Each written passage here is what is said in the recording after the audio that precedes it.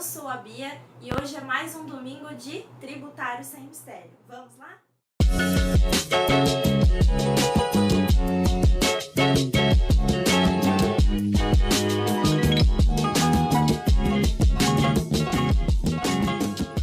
Bom, o encontro de hoje é reservado ao estudo da contribuição de melhoria e dos empréstimos compulsórios. Para começar, contribuição de melhoria, vamos ver o que diz o artigo 81 do Código Tributário Nacional. Acompanhe comigo a leitura do artigo. Então vamos lá. Artigo 81. A contribuição de melhoria cobrada pela União, pelos Estados, pelo Distrito Federal ou pelos municípios, no âmbito de suas respectivas atribuições, é instituída para fazer face ao custo de obras públicas de que decorra valorização imobiliária, tendo como limite total a despesa realizada e como limite individual o acréscimo de valor que da obra resultar para cada imóvel beneficiado. Veja uma importante observação que a lei coloca, que são os parâmetros de cobrança. Ela coloca ali o limite total e o limite individual. Esse limite total é o valor que custou a obra, num contexto geral. Já o limite individual corresponde ao quanto o determinado imóvel do contribuinte valorizou em termos pecuniários. Então, quando o poder público for efetuar a cobrança dessa contribuição de melhoria, ele deve respeitar esses dois limites, o total e o individual. Bom, pela leitura, nós vimos que qual é o fundamento da contribuição de melhoria. Um imóvel é valorizado por conta, em decorrência de uma obra pública. Ou seja, existe esse nexo de causalidade que o ente político deve demonstrar, inclusive, para tornar legítima a cobrança da contribuição de melhoria. Provar que aquele imóvel foi valorizado em decorrência da obra que o poder público providenciou. Ok? Qual é o fundamento de um contribuinte pagar a contribuição de melhoria? Veja, ele teve um benefício na sua propriedade, no seu imóvel, em virtude de uma obra pública. E não seria justo ele retribuir, ele contribuir com este ocorrido em detrimento dos outros cidadãos de determinado município, por exemplo, que pagam seus impostos. Ou seja, nós contribuintes, ao todo, iríamos pagar essa conta, né? Sem ter o benefício. Afinal, os nossos imóveis não teriam sido atingidos pela obra pública. Tudo bem? Então, essa é o fundamento que torna legítima a contribuição de melhoria. É a valorização do imóvel em decorrência de uma obra pública e a proibição do enriquecimento sem causa por parte do contribuinte, que vai, considerando os limites dos gastos da obra pública, contribuir em decorrência desse benefício que ele recebeu, ok? Para isso, o artigo 82 do Código Tributário Nacional estipula os requisitos que deve ter a lei que institui a contribuição de melhoria. E nós vamos, com a leitura, perceber que são requisitos que dizem respeito à fiscalização por parte de nós contribuintes, para que a gente não pague alguma coisa sem saber, por exemplo, quanto a obra custou, ou até mesmo sem oportunidade da gente se manifestar sobre aquela obra pública que irá ocorrer. Vamos ler juntos o artigo 82. Vejam aqui o artigo 82 do Código Tributário Nacional. A lei que institui a contribuição de melhoria, ela deve observar alguns requisitos mínimos que a lei coloca. Então, veja, a publicação prévia dos seguintes elementos: memorial descritivo do projeto, orçamento do custo da obra, determinação da parcela do custo da obra a ser financiada pela contribuição, delimitação da zona beneficiada, determinação do fator de absorção do benefício da valorização para toda a zona ou para cada uma das áreas diferenciadas nela contidas, fixação de prazo não inferior a 30 dias para impugnação pelos interessados de qualquer dos elementos referidos nos incisos anteriores, regulamentação do processo administrativo de instrução e julgamento da impugnação a que se refere o inciso anterior, sem prejuízo de sua apreciação judicial. E ainda, tem 2 parágrafos esse artigo. A contribuição relativa a cada imóvel será determinada pelo rateio da parcela do custo da obra a que se refere a linha C do inciso 1, pelos imóveis situados na zona beneficiada em função dos respectivos fatores individuais de valorização. E, por fim, por ocasião do respectivo lançamento, cada contribuinte deverá ser notificado do montante da contribuição, da forma e dos prazos de seu pagamento e dos elementos que integram o respectivo cálculo. Veja, a maior parte desse artigo 82 cuida de informar o contribuinte da obra que será realizada e permitir, aqui no inciso 2, fixação de prazo não inferior a 30 dias para impugnação, ou seja, abre a possibilidade do contribuinte se manifestar antes da ocorrência da obra pública, que se o seu imóvel estiver situado na zona que será beneficiada, é de todo interesse que ele se manifeste a respeito do que irá ocorrer ali na região. Esses foram os pontos mais importantes da contribuição de melhoria. Vale lembrar que a contribuição de melhoria é de competência comum dos entes, tá bom? A contribuição de melhoria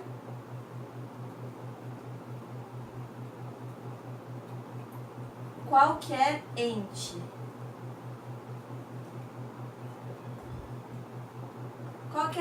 político pode instituir uma contribuição de melhoria, tá? E qual a diferença? Nós estudamos taxas e impostos, né? No encontro passado de domingo. Qual que é a diferença da contribuição de melhoria para uma taxa? A taxa em decorrência de um serviço público. A contribuição de melhoria em decorrência de uma obra pública. E do imposto é o caráter vinculado. Nós vimos que o imposto ele não tem vinculação. A contribuição de melhoria, toda a receita arrecadada da contribuição de melhoria está vinculada à despesa da obra pública. Tudo bem? Bom, vamos lá. O empréstimo compulsório agora. O empréstimo compulsório ele está previsto no artigo 148 da Constituição. Mas antes da gente fazer a leitura juntos, eu gostaria de dizer para vocês uma característica muito importante. O empréstimo compulsório, diferente do que ocorre com a contribuição de melhoria,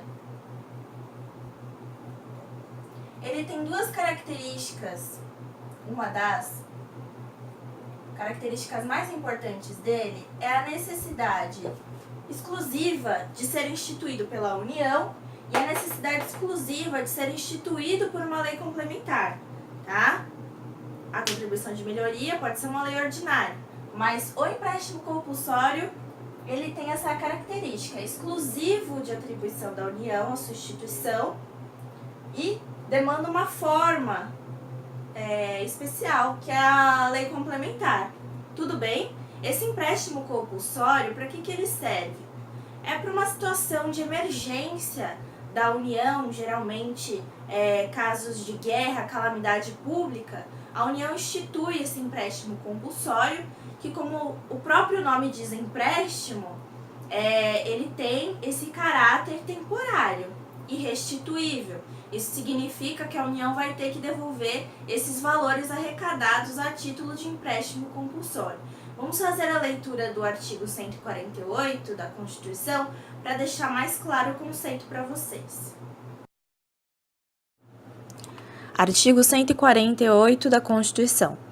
A União, mediante lei complementar, poderá instituir empréstimos compulsórios, inciso 1º, para atender a despesas extraordinárias decorrentes de calamidade pública, de guerra externa ou sua iminência.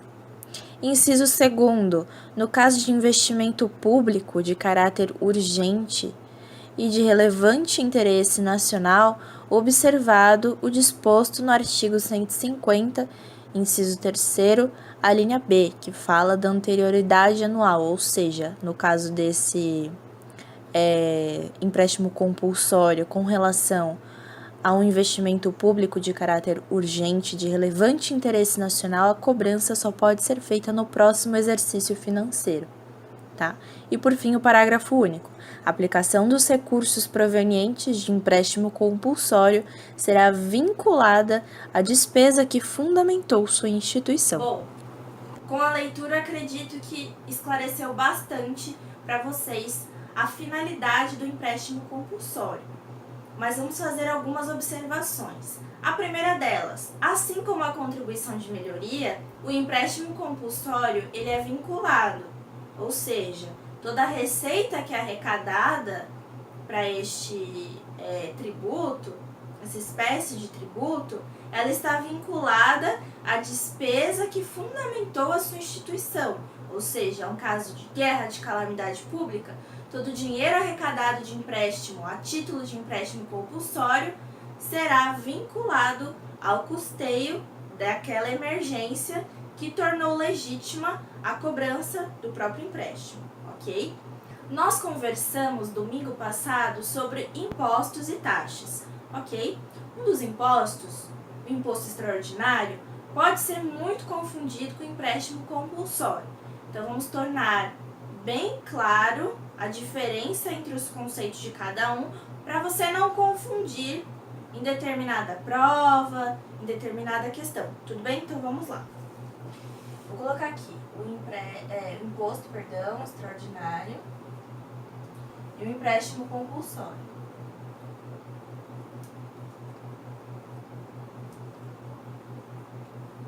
Tá bom? 3 diferenças básicas, mas muito importantes. O empréstimo compulsório, ele exige, a lei que institui exige uma formalidade maior, razão pela qual lei complementar, ok? O imposto extraordinário não, é uma lei ordinária, tá? O empréstimo compulsório, ele tem o caráter vinculado, ou seja, é instituído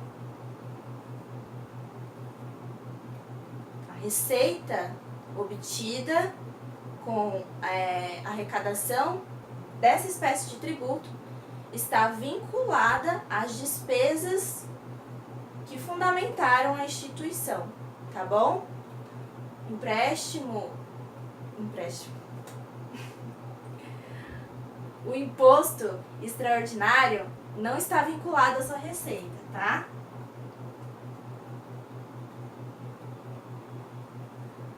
Assim como as demais espécies de impostos, que tem aquele caráter geral, que eu expliquei para vocês no domingo passado, tá? Então, ele não está vinculado.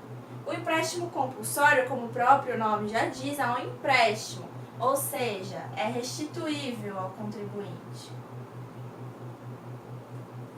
O que não vai acontecer com o imposto extraordinário, que não é restituível.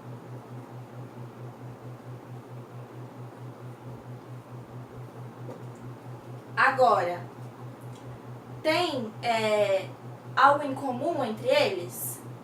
3 coisas. A primeira delas, ambos são de competência da União. Ambos, tá? Os 2 têm caráter temporário, tá? Uma vez que o fundamento para instituí-lo são casos mais urgentes, casos graves. E exatamente por essa característica de ser algo mais imediato, mais urgente, é a terceira característica comum entre eles, que são exceções ao princípio da anterioridade. Por quê? Nós iremos estudar mais para frente a questão dos princípios, as limitações ao poder de tributar, e nós veremos que o ente político não pode simplesmente majorar um tributo, criar um tributo hoje e começar a cobrar amanhã, tá? Ele deve respeitar um prazo que é estipulado em lei. Só que essas espécies aqui de tributos são mais urgentes e não seria lógico, tá? Respeitar o prazo que a lei propõe, né? Impõe na realidade, não seria razoável, porque não condiz, não tem lógica esperar um tempo para instituí-lo, sendo que eles são criados, instituídos para custear despesas urgentes que estão acontecendo no território do ente que instituiu cada uma dessas espécies, tá bom? Finalizamos por hoje contribuições de melhoria e empréstimos compulsórios, tudo bem? No próximo domingo nós iremos estudar sobre as temidas contribuições especiais, tudo bem? Lembrando que se você quiser falar comigo, dar alguma sugestão de tema de artigo, você pode falar comigo lá pelo meu site www.tributariossemmistério.com.br. Me siga também lá no Instagram, Trib Sem Mistério, tá?